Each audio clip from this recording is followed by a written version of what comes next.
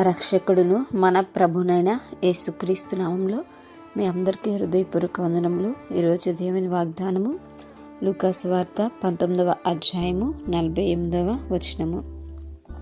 ప్రజలందరూ ఆయన వాక్యమును వినుటకు ఆయనను హత్తుకుని ఉండిరి, గనుక ఏమి చేయవలెనో వారికి తోచలేదు. హల్లెలూయా. మరి యేసుక్రీస్తు వారు ఆ కాలంలో బోధిస్తూ ఉన్నప్పుడు అనేక మంది జనము ఆయన్ని వెంబడించుట మనందరికీ కూడా తెలుసు కదండి. ఆ గుంపులో వివిధ రకాలైనటువంటి గుంపులు అనేవి ఉండేవి. అయితే ఒక గుంపు మాత్రం యేసుక్రీస్తు వారు చెప్పినటువంటి వాక్యము వినడానికి వచ్చేదట. హల్లెలూయా. మరి చూడండి, అప్పటికే అనేక మంది శాస్త్రులు ఉన్నారు, పెద్దలు ఉన్నారు, ప్రధాన యాజకులు ఉన్నారు. అయితే వారందరినీ కాదని మరి దేవుడు వాక్యం చెప్తుంటే, యేసుక్రీస్తు వారు వాక్యం చెప్తుంటే ఆయన బోధలకు మరి ఆకర్షితులై ఆయన చెప్తున్నటువంటి వాక్యము ఏమిటో అని వినడానికి కొంతమంది ఆయన యొద్దకు వచ్చారు.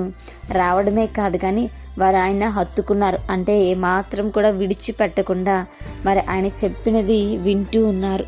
ఎంతో గొప్ప విషయమో కదా.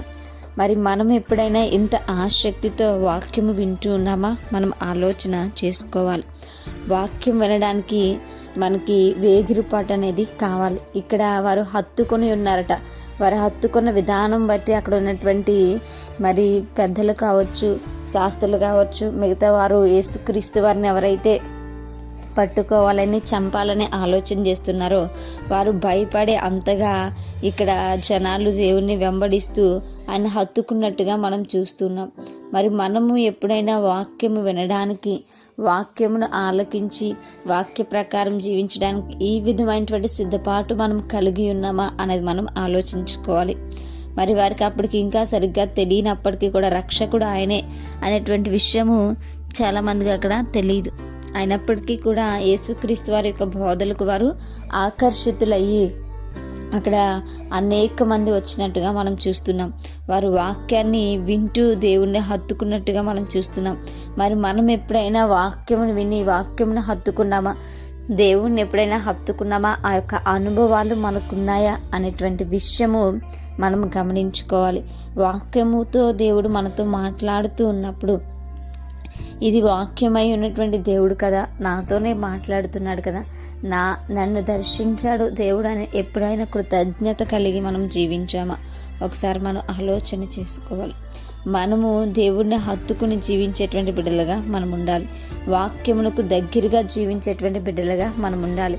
దేవునితో సహవాసం చేయుటకు ఎల్లప్పుడూ సిద్ధపడినటువంటి బిడ్డలుగా మనం ఉండాలి. ఇక్కడ అనేక మంది ప్రజలు ఉన్నప్పటికీ కూడా మరి దేవుని యొక్క మాటలు వినడానికి వారు ఏమాత్రం కూడా ఆలోచించకుండా వారు దేవుని యొక్క మాటలు వింటూ ఆయన హత్తుకుని ఆయన్ని వెంబడిస్తూ అనేక మంది ఆ రోజుల్లో నడిచినట్టుగా మనం చూస్తుంటాం. మరి మనము కూడా ఆయన యొక్క మాటలు వింటూ ఆయన యొక్క బాటలో నడిచేటువంటి వారముగా దేవునికి మన హృదయంలో స్థానం ఇచ్చి ఆయన్ని హత్తుకుని జీవించేటువంటి బిడ్డలుగా మనం ఉండాలి. అప్పుడు మన జీవితాలు తేజరిల్లింపబడతాయి. అప్పుడు మన జీవితాలు ఆశీర్వదింపబడతాయి. కాబట్టి మనం ఎల్లప్పుడూ వాక్యమునకు ప్రాధాన్యత ఇచ్చేటువంటి బిడ్డలుగా ఉండాలి. వాక్యం ద్వారా దేవుడు మనతో మాట్లాడతారు కనుక ఆ యొక్క వాక్యమును మన హృదయంలో భద్రపరుచుకునేటువంటి వారముగా ఉండాలి. అటువంటి కృప దేవుడు మనందరికీ కూడా దయచేయునుగాక. మేము ప్రార్థించుకుందాం. పరిశుద్ధుడా, మహాగణుడా, యేసయ్యా మీకు వందనాలు. ప్రభా, యేసయ్యా నువ్వు మాకు ఇచ్చినటువంటి అవకాశాన్ని బట్టి మీకు వందనాలు. అయ్యా, నిన్ను హత్తుకుని ప్రభా వాక్యానికి దగ్గరగా నీతో సహవాసం చేసేటువంటి బిడ్డలుగా మేము ముందుకు సహాయం దయచేయమని, మా ప్రార్థనలు ఆలకించి అంగీకరించమని, ప్రార్థన దయచేసి మీ పాదస్థానికి చేర్చుకోమని యేసయ్యా అతి పరిశుద్ధ నామములో అతి మిక్కిలి వినయంగా బ్రతిమలాడి వేడుకుని పొందించిన మా ప్రియ పరలోకపు మా కన్న తండ్రి. అమ్మాయి. Praise the lord everyone. May god bless you all.